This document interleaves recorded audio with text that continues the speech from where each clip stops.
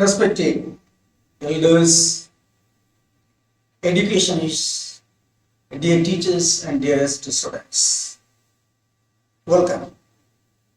First of all, it is my kind request that those who haven't subscribed our channel so far may kindly subscribe it.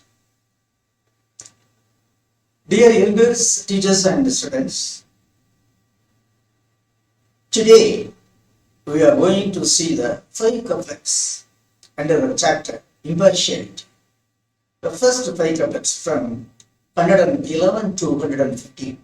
5 couplets we are going to see. Here we have to note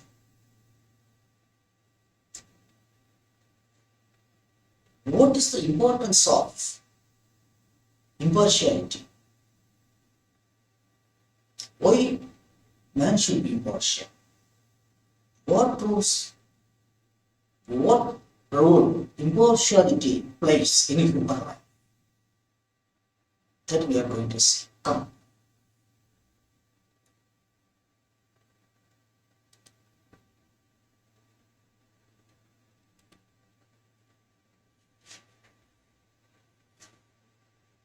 Five couplets from 111 to 115.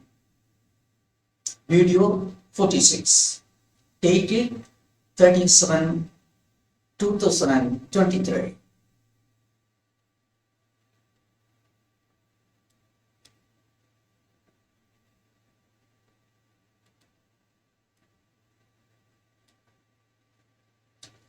Virtue, chapter 12.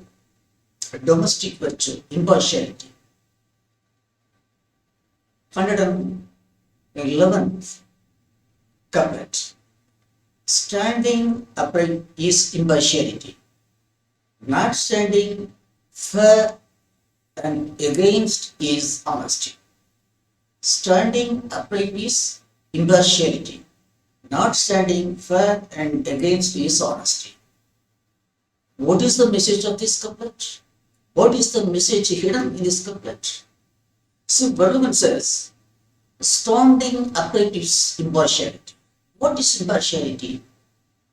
Standing upright. Standing upright is impartiality. And what is honesty? Not standing fair and against is honesty. Standing upright is impartiality. Not standing for and against is honesty. That is, we should be upright in all our activities. We should be upright. That is, we should be impartial when doing things. We should be neutral to all. Not standing for and against dishonesty. That is, when dealing with things, when judging things,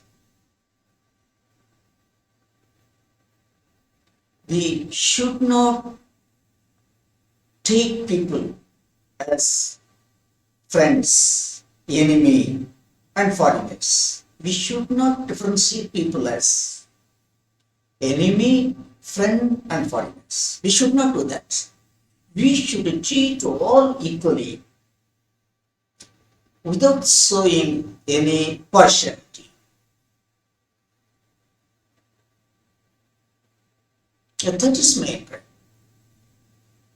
If we deal things neutrally, without any impartiality, that would add greatness not only to us, but also the entire humanity. It would bring greatness. So when dealing things, we should be upright. And also, we should not act for and against, for some people and against some people. We should not act like that. But that is not mankind. if you are right, if you are right people, we should be impartial and also we should treat all equally. And the basis of justice, we should be. So, impartiality is standing upright, and honesty is not standing for and against. In all our activities, we should be upright without being partial. And also, we should not act for and against anyone else. We should be neutral. That is the importance of impartiality. That this impartiality is the vital factor to lead human life rightly. So, okay, continue. Impartiality knows only justice, not the person. Impartiality knows only justice, not the person. Impartiality won't see the person, it would see only justice. It would see only what is right.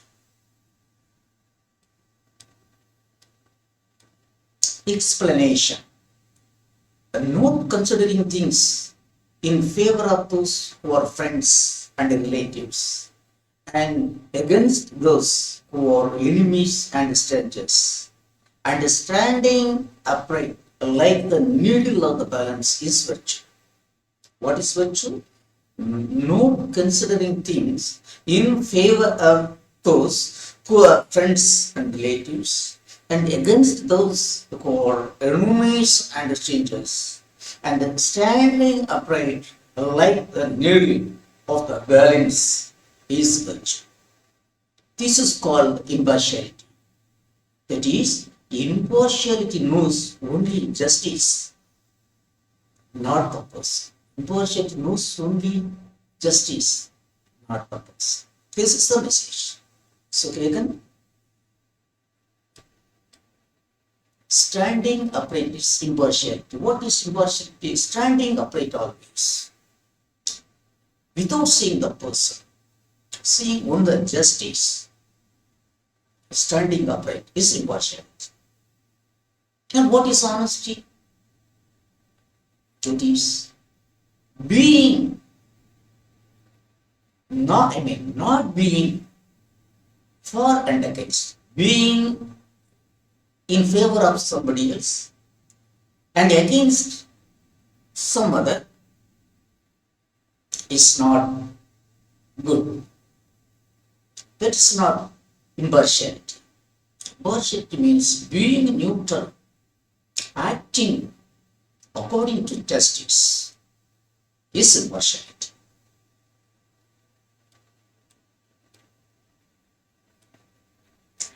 And let us see 112th couplet. The uprightness of the upright would be upright. It would generate these descents undiminished in which. See, the uprightness of the upright would be upright. It would generate these descents undiminished in which. What is the hidden message of this couplet? The uprightness of the upright would be upright. That is, the greatness of the upright man would be great. The greatness of the upright man would be great. That is, the greatness of an impartial man. The greatness of the man who is impartial would be great. The greatness of the man who is impartial would be great. The impartiality of a man not only brings greatness to that man, but also the greatness that he earns being impartial would also go to his future generations without any damage. Even the greatness of being impartial, the greatness of being impartial and upright would bring greatness not only to the man, but also to his future generations. This is the message of this 112th couplet. Content: the greatness of an impartial man would be shining forever. The greatness of an impartial man would be shining forever. That is, an upright man who is impartial would be treated with regard and greatness at the time of his being. I mean, the upright and impartial man, an upright and impartial man would be respected greatly at the time of his living. And also, his generations, future generations, also will be respected with the same greatness that glorifies the upright man. The greatness that glorifies the upright man, the upright and impartial man, would also glorify his generations without any damage. Explanation: the virtue of an impartial man would genetically generate descendants who would be as virtuous as their forefather. Then, the virtue of an impartial man would genetically generate descendants who would be as virtuous as their forefather. That is, the greatness of an impartial man would reach his future generations also without any damage. This is the message. The uprightness of the upright would be upright. It would generate his descendants undiminished in weight. That is the greatness of an upright man, an upright and impartial man. Would not only glorify that man himself, but also it would glorify his generations without any damage. That is the impartiality and uprightness of a man who glorify himself greatly with the same range. His generations also will be glorified. This. The virtue of an impartial man would genetically generate descendants who would be as virtuous as their forefather. That is, the greatness of an impartial man would reach his future generations also without any damage.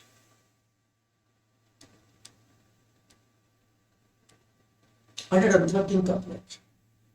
Burn the thought at birth that it induces to kill impartiality, though the world will be God for killing honesty. So here, a beautiful couplet. What is the message? That is, even though the world is to be given as wage for killing impartiality, that is, even though the entire world is to be given as wage for killing impartiality, don't do that ill deed, don't do that evil deed.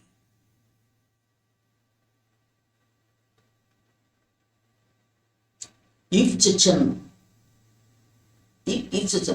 an intention rises in your mind, feel that evil intention at its birth, that alone would bring you greatness.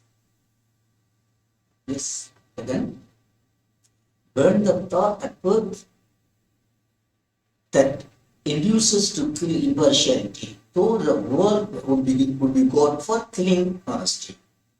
That is, even though the entire world is to be given as wage for killing honesty, don't do that.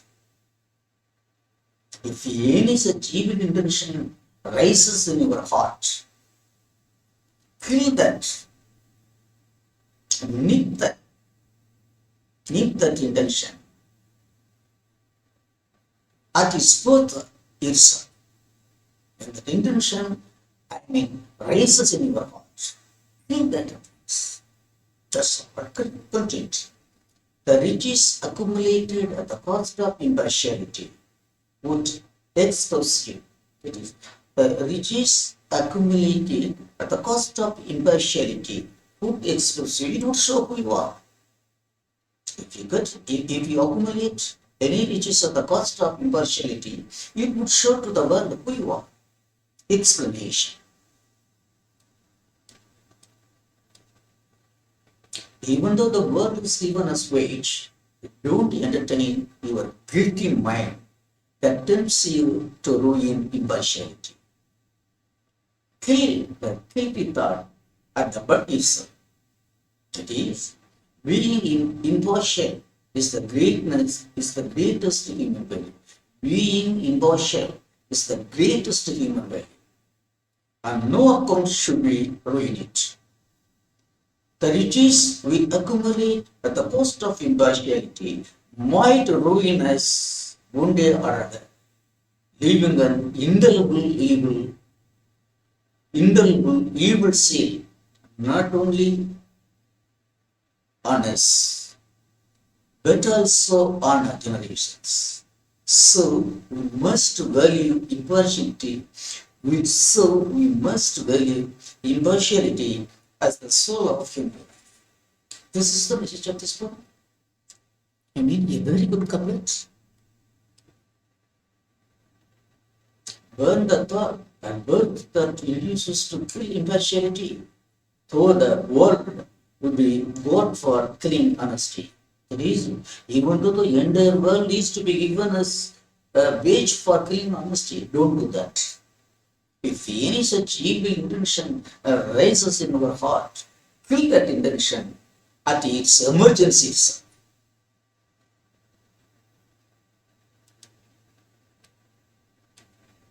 In the couplet. The greatness and disgrace of a man would be seen through the remainder strands of the king. See, very, very beautiful. A very great couplet.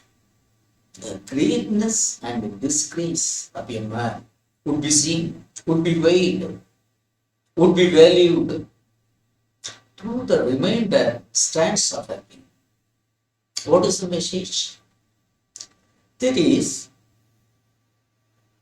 if a man is great or disgraceful, whether a man is great or disgraceful,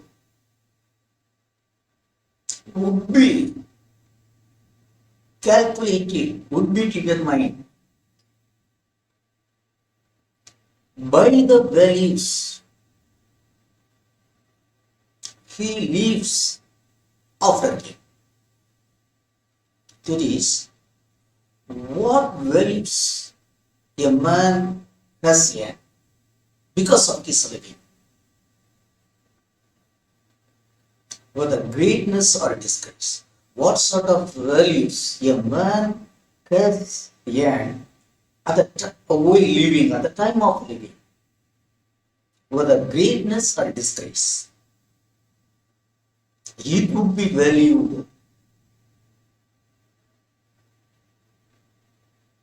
only after his demise, only after his death. It would be valued. It would be valued. What sort of life he lived? Whether he lived an honest and upright life,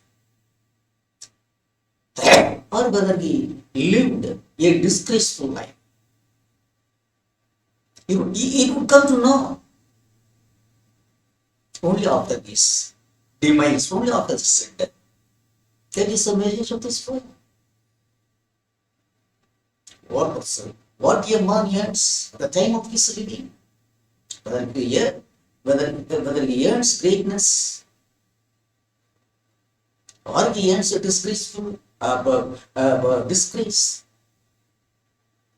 will come to be known only after his demise. Yes, the greatness and the disgrace of a man would be seen through the remainder strands of Turkey. The greatness or disgrace would come to be known only after his death. What sort of values a man earns at the time of living would show what kind of man he was at the time of living. See, contains the way of life you led would declare what sort of man you were. The way of life you led would declare what sort of man you were. What sort of life you lived, you led, would come to know, would show what sort of man you were.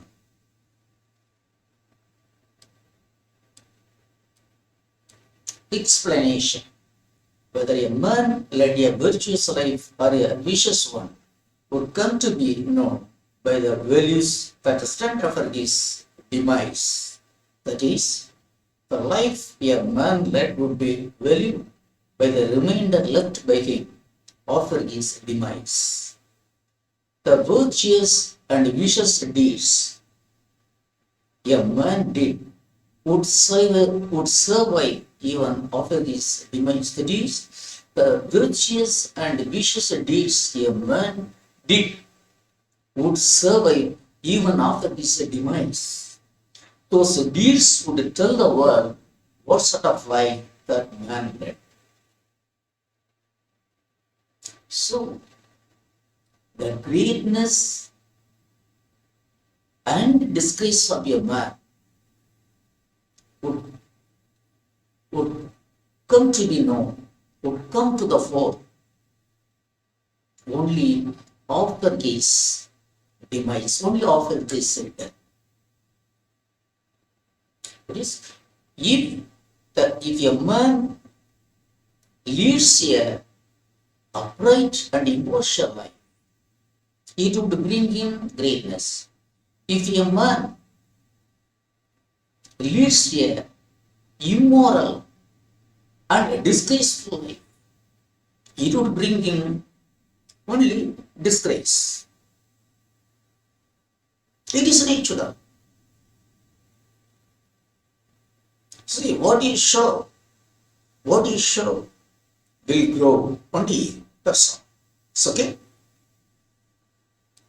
So, the greatness and disgrace of a man would be seen through the remainder stands of the greatness or disgrace that you have earned at the time of living will come to the fore after your death, after your demise.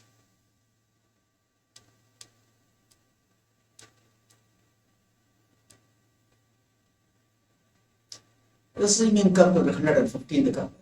Human life is not free from ups and downs. Standing upright in the light and dark would be the crowns. Very, very beautiful couplet. Human life is not free from ups and downs. Standing upright in the light and dark would be the crowns. That is, human life is a mixture of joy and sorrows, ups and downs. Human life is a mixture of joys and sorrows, ups and downs. So, the human life is not totally free from ups and downs. Ups and downs are parts and parcel of human life. Standing upright. standing upright in lights, in light and darkness. There is standing upright at worship and light at lordship. And I mean, when we occur at all time, we should be honest. Even at light and darkness, we should be honest. Both at ups and downs. We should be ready to face all things. As we enjoy ups, we should also face downs. We should be prepared to enjoy both. We should be prepared to face. See, enjoying ups are easy, but facing downs is not so easy. But we should prepare ourselves to to face all sorts of events in our life. If you are honest and if you are honest and upright and impartial, everything will be alright. We should take both ups and downs equally. It's okay. Human life is not free from ups and downs. Standing upright with the light and dark would be the crux. Yes. Being impartial, being nonchalant, both and ups and downs is good, is great. Content, being balanced and impartial in all ups and downs is the greatest job. That is, being balanced and impartial in all ups and downs is the greatest job.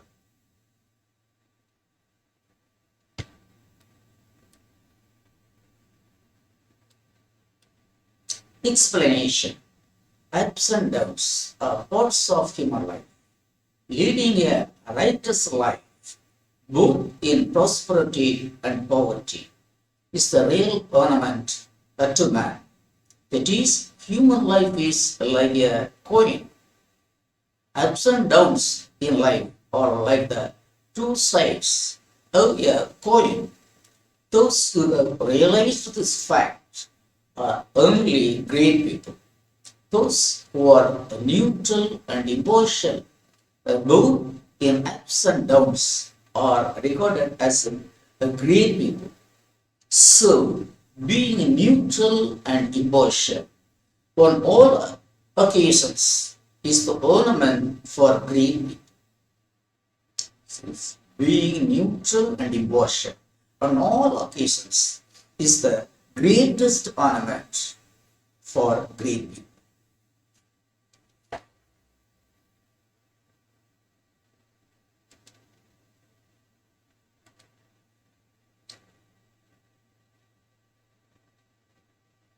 Our respected elders, educationists, dear teachers and students. Thus we have seen the 5 couplets from 111 to 115 under the chapter impartiality. See how one stresses the importance of impartiality and being neutral. Unless otherwise we are neutral, human life cannot proceed smoothly, cannot go on smoothly and successfully. So being neutral, being impartial is a vital factor in human life. See, the greatest couplet here is the greatness and disgrace of a man would be calculated